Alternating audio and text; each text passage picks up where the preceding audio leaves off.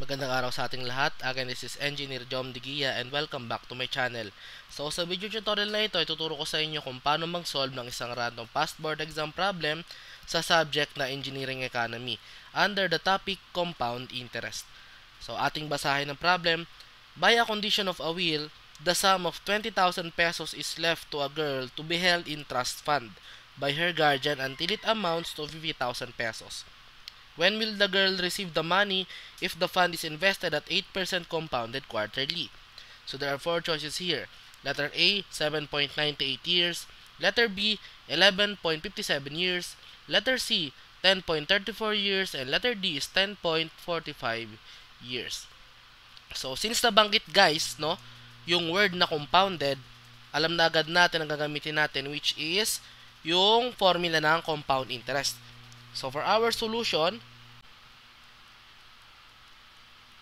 formula ng compound interest is future worth is equals to present worth multiplied by the quantity of 1 plus interest rate raised to n na malaki.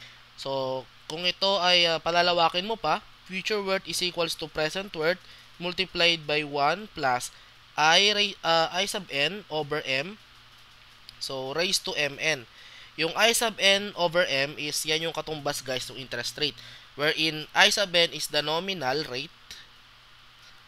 So nominal rate of interest.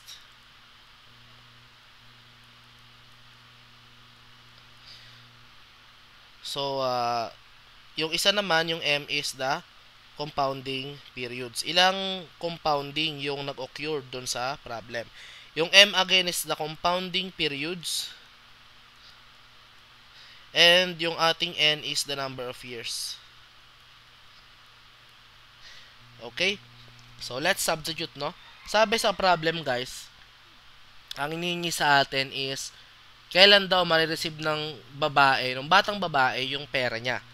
So, ibig sabihin, ilang taon bago niya ma-receive. So, meron tayong binigay dyan na 50,000 pesos. So, yan yung ating future worth. So, 50,000 pesos. So, equals to the present worth, which is ayan naman binigay 20,000 pesos.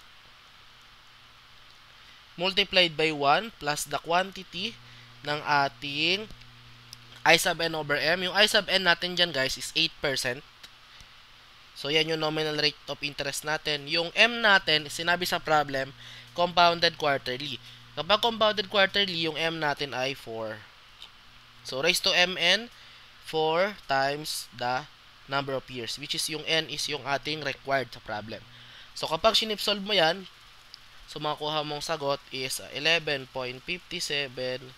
years. Okay? So, therefore, nandun siya guys sa letter B. So, ganyan lang kasimple i-solve ang problem na yan. So, pag inihingi is yung kung kailan makukuha ng tao yung pera na yon, ang required sa atin ay yung number of years. Okay? Kung ang choices guys ay puro rounded off, syempre i-round off mo yung 11.57 years sa mas mataas na value. Gagawin mo siyang 12 years. Okay? So nawa nakatulong ang video na to sa inyo. Maraming salamat sa panonood and God bless us all.